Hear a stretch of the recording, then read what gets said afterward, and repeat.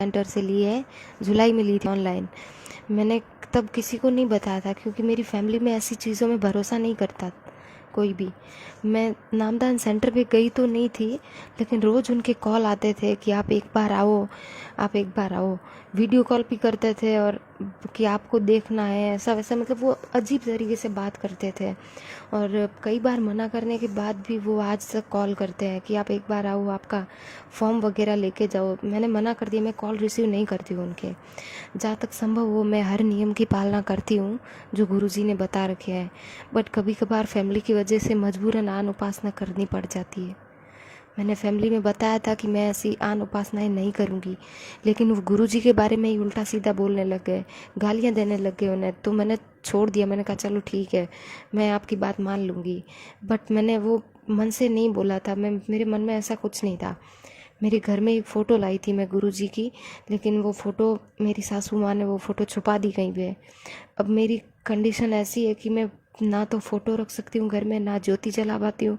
ज्योति मैंने जलाई भी नहीं थी बिल्कुल भी नामदान लेने के बाद।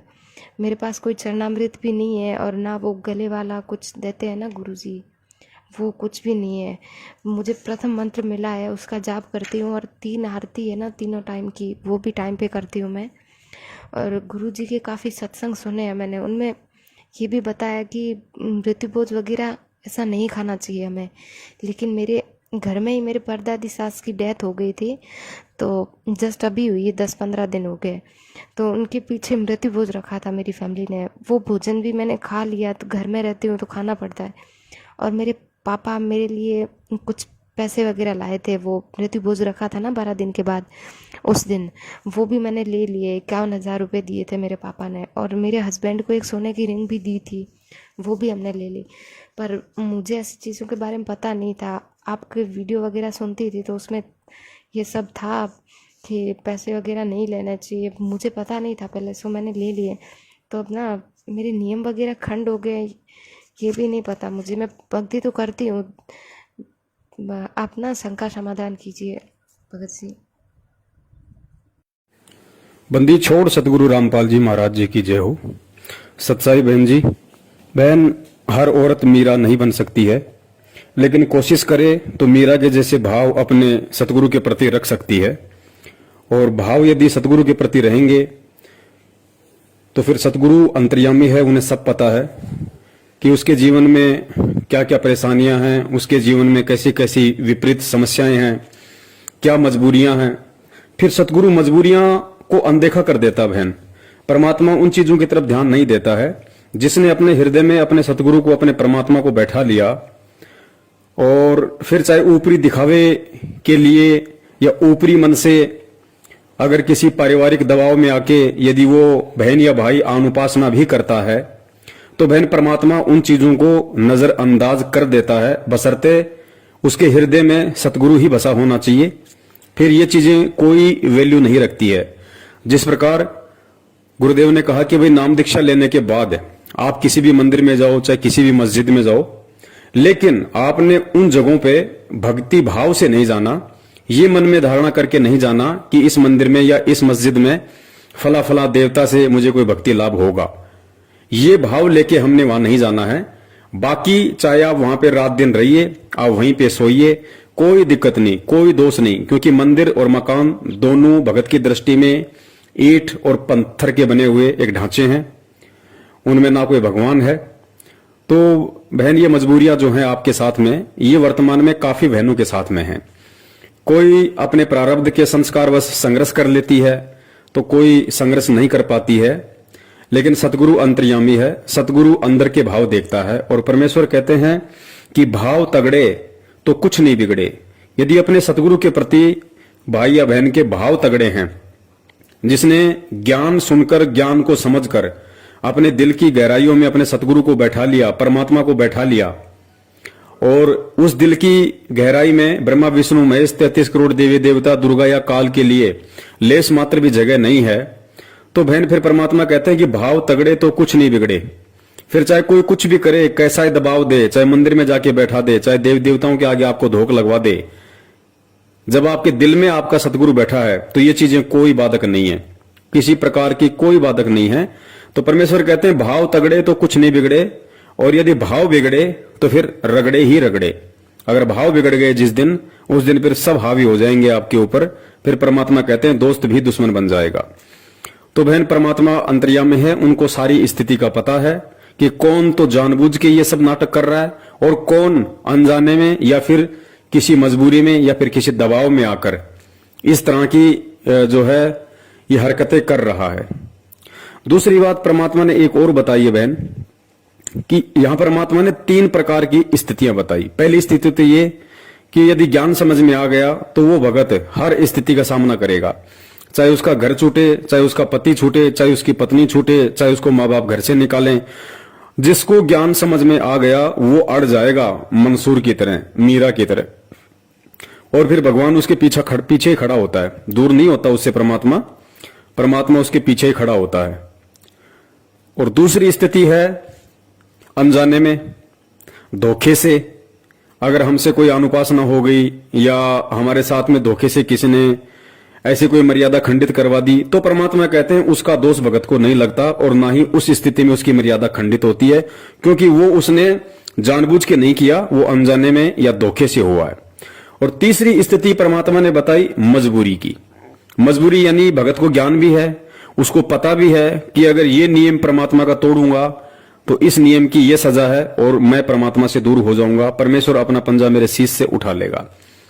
ऐसी स्थिति में सब कुछ पता होने के बाद भी यदि वो दबाव में आके, मजबूरी में आके यदि वो परमात्मा का नियम खंड करता है, तो ऐसी स्थिति में गुरुदेव ने बताया कि जहां उसकी मौत होनी होगी वहां परमात्मा उसकी एक टांग तोड़ के रख देगा। जहां उसके संस्कारवश उसकी मौत लिखी होगी वहां परमात्मा इतना लाभ दे देगा, इतना बचाव कर देगा कि खाली उसका हाथ या पैर ही टूट के रह जाएगा। कहने का मतलब है कि भगत को 20 से 25% नुकसान उसके संस्कारवश वहां पे हो सकता है यदि उसका कोई माड़ा संस्कार हुआ तो ऐसी स्थिति है बहन इस भक्ति में। तो पुण्यात्मा, हमारे को अभी तक तत्व ज्ञान नहीं मिला था, और जिस कारण से हमने यही सोच लिया था भी ये दुख सुख तो आते ही रहेंगे और ऐसे ही डमडमा चलेगा। नहीं, परमात्मा के चरणों में आने के बाद आपके ऊपर कोई आपत्ति नहीं आवेगी, आपके घर में हानि नहीं होगी। आपत्ति आवेगी तो को पहाड़ टूटना हो, सूली की सजा कांटे में टल जाएगी, जान जानी हो टांग टूट कर बच जाएगी। तो इस तरह की आपकी वो भी हमारी कुछ कमियां रह जाती हैं, जिस कारण से हम थोड़ा बहुत कष्ट इसलिए भी उठाना पड़ जाता है क्योंकि हम थोड़े हैं। एक घर में एक भाई ने या बहन ने, बेटी ने, बेटे ने नाम ले लिया, बाकी पूरा परिवार विरोधी है उसका, तो उसके नियमों को चलने नहीं देता। इस कारण से वो कोई ना कोई लोक लाज में, दबाव में छोटी मोटी मर्यादा भंग हो जाती है, जिस कारण से आने वाले संस्कार, बुरे संस्कार का समय सद गया, वो आना हुआ उधर से नाम टूट गया तो काल का दाव लग जाता है। तो फिर भी इतना बचाव कर जाते हैं परमात्मा। थोड़ी बहुत मजबूरी या अज्ञानता में, अनजानपने की तो माफ़ी है, और मजबूरी में जैसे मजबूरी माँ के तोड़ लिया तो जान जानी होगी तो टांग जरूर टूटेगी, और मर्यादा पूरी होगी तो एक आपका छींट भी ना लगने दे भगवान, अगर आप नियम नहीं तोड़ोगे, सत्कर मान लेना। तो आपको परमात्मा के प्रत्येक नियम का पालन करते हुए सत्य भक्ति करनी चाहिए, और करते रहो, आपका बेड़ा पार हो जाएगा। बोलो सतगुरुदेव। दूसरी बात, ठीक है आप संघर्ष नहीं कर पा रही हैं, लेकिन आपने अपने दिल में अपने सतगुरु को बैठा रखा है, बहुत अच्छी बात है। गुरुदेव ने कहा कि यदि सत्संग भी आप सुनते रहेंगे, परमात्मा के सत्संग भी यदि आप सुनते रहे, तो परमेश्वर कहते हैं कि सत्संग मात्र से 70% लाभ भगत को मिलता है। सत्संग सुनते रहने से ही 70% लाभ परमात्मा भगत को देता है।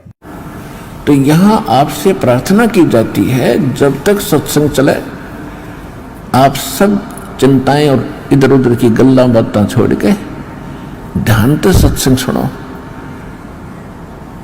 चाहे कोई रोगी है, चाहे कोई संकट है किसी प्रकार का, आप एकाग्रचित्त होकर सत्संग सुनोगे तो राहत मिलेगी, और ये ज्ञान ग्रहण होगा।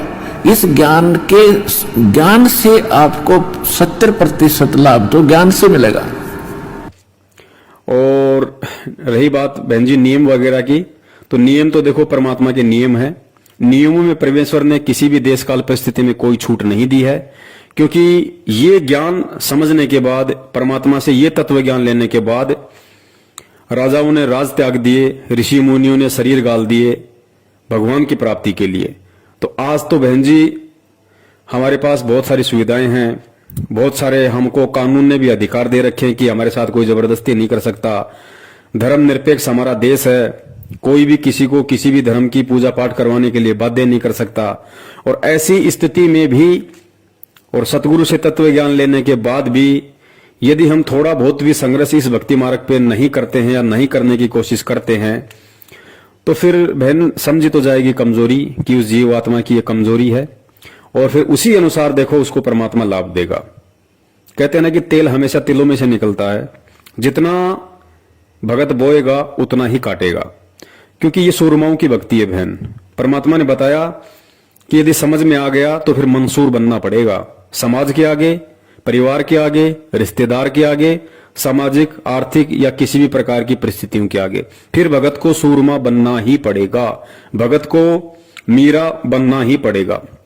नहीं बनता है उसकी अपनी कमजोरी है, और जितना वो करेगा उतना परमेश्वर उसको अवश्य देगा। लेकिन वर्तमान में आप जी लगी हुई हैं सतगुरुदेव जी की भक्ति पे, ये भी अपने आप में एक बहुत बड़ी बात है। तो परमेश्वर अवश्य आपका बचाव करेंगे, इसमें तो कोई दो राय नहीं है। और आप जी भाव बनाए रखिए, श्रद्धा बनाए रखिए, ये भाव और श्रद्धा का ही खेल है। परमेश्वर दया करें उनके आने तक यदि आप इस तरीके से भी भक्ति भाव में लगी रहेंगी, क्योंकि आने वाले समय में तो परमेश्वर दया करेंगे। जो लोग आज खुद आपका विरोध कर रहे हैं उनको भी अपनी गलतियों का एहसास होगा, वो भी परमेश्वर की भक्ति में लगेंगे। लेकिन ये कुछ जो संघर्ष का समय है ये केवल वर्तमान समय का है।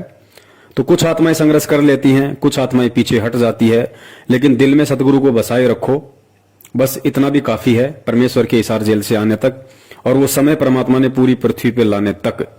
जब तक हम इस तरीके से भी यदि परमात्मा के पीछे लगे रहेंगे तो भी परमेश्वर हमारे जीवन में आने वाले जो संकट हैं, परेशानियां हैं, काफी हद तक परमात्मा उनका निवारण करता रहेगा।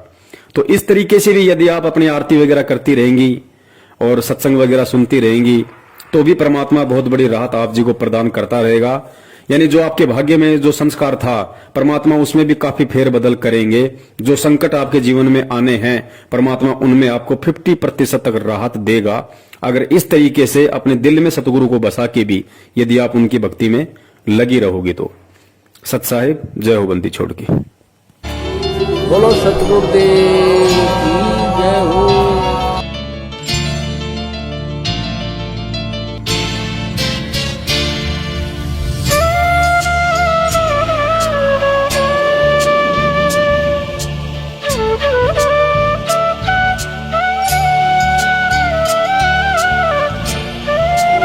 बोलो सतगुरुदेव